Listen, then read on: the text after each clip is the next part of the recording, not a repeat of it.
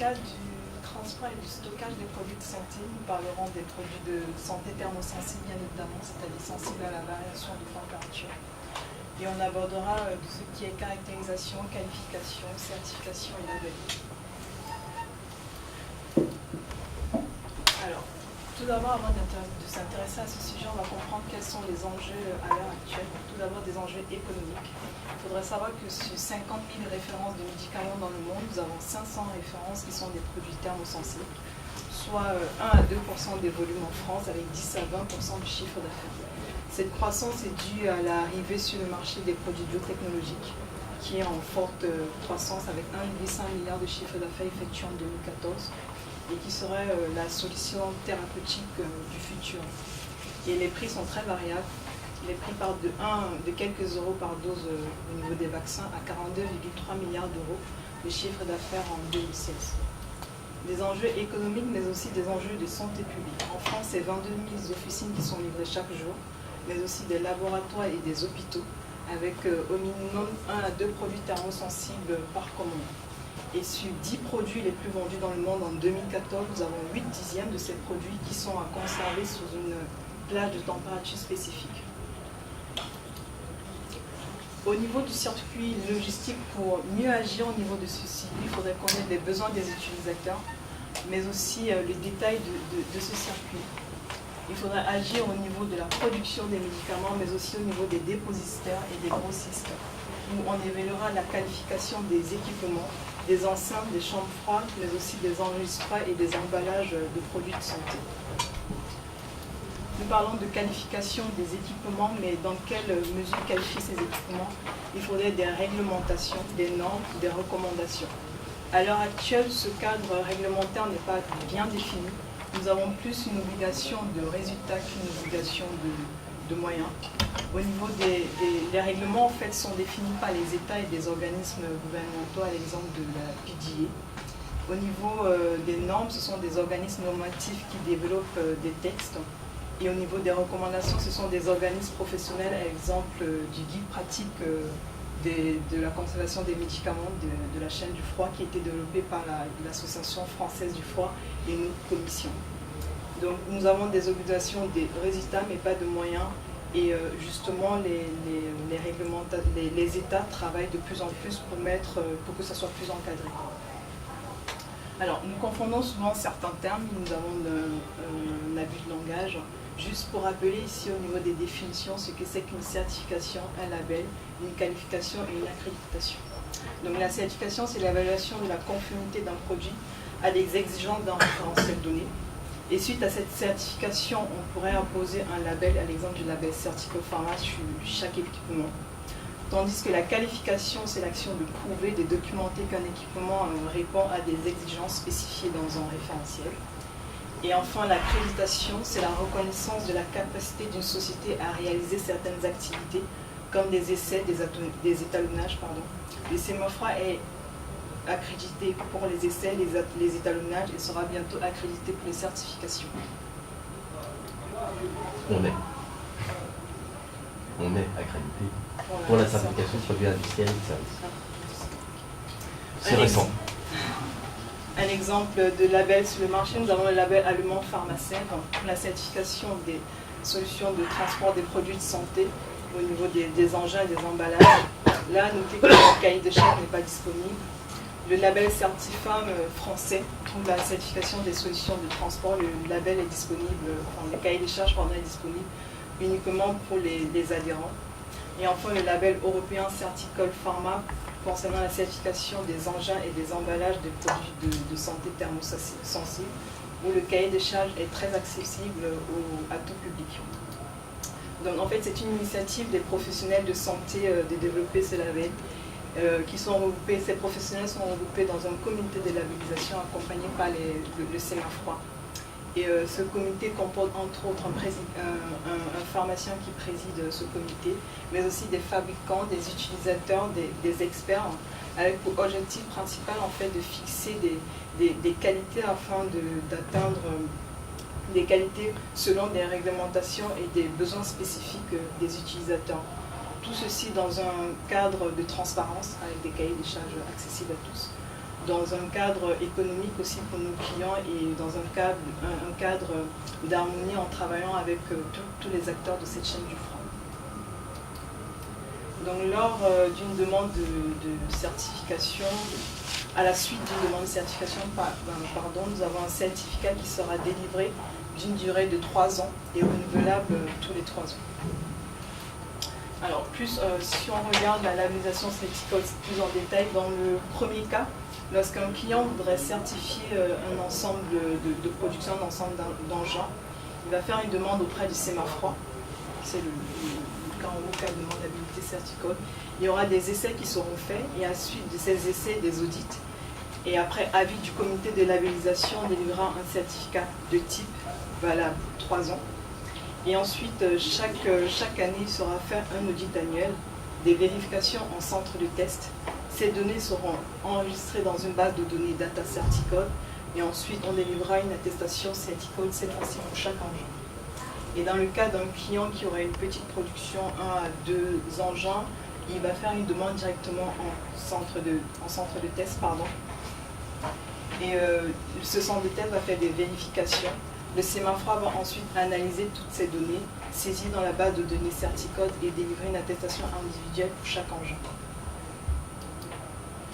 Concernant les engins en service, donc au niveau du centre du test certifié Certicode, des tests ATP des descentes en température seront faits. Ensuite, des tests d'homogénéité des températures et les vérifications des enregistrements.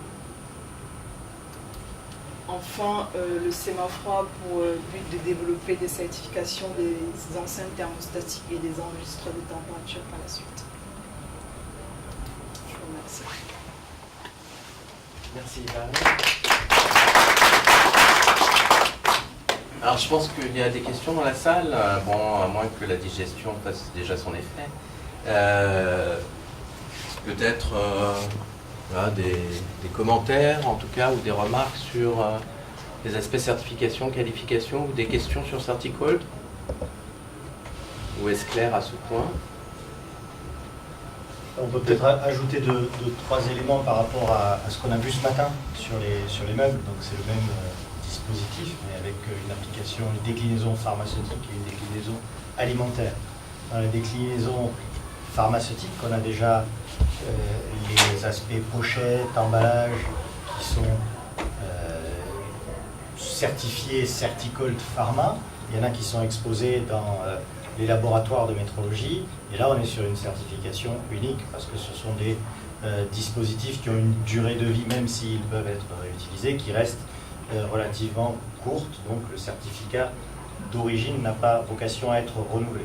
Sur la partie transport, on est sur des matériels qui durent dans le temps, sur lesquels les recommandations de l'ordre des pharmaciens imposent des tests réguliers pour maintenir la qualification. Et donc le label s'est calé sur ces exigences en termes de fréquence. Donc le label d'origine existe déjà, il y a déjà des véhicules, des engins de transport sous température dirigée qui sont certifiés, labellisés Certicode Pharma par le Semafroid, mais nous avons été confrontés au fait que l'essai de type était lié à un couple caisse-groupe de dimensions figées, de taille figée, etc. Et donc ça c'était une barrière au développement du label. Nous y avons travaillé donc au sein du comité avec les utilisateurs, les gens de la pharmacie, les fabricants de groupes, les fabricants de caisses, pour faire évoluer le label. Et donc c'est pour ça qu'on arrive aujourd'hui à ces nouveautés que vous a présentées Ivarine, avec un engin qui peut être certifié, qui peut disposer d'un certificat de type, pour peu que le groupe soit testé conforme à l'ATP, que la caisse soit conforme à l'ATP, que l'enregistreur soit conforme à la NF 12830, et que le groupe, monté sur une caisse de référence dont on peut changer un certain nombre de paramètres, et en particulier on peut changer de carrossier, pour peu que les performances d'isolation, de dimension, de circulation d'air soient identiques, permet alors de labelliser des engins. Et ces certificats sont valides 3 ans. Alors vous me direz, mais l'ATP c'est 6, mais la pharmacie impose un 3 ans sur l'ensemble. Et l'objectif ici,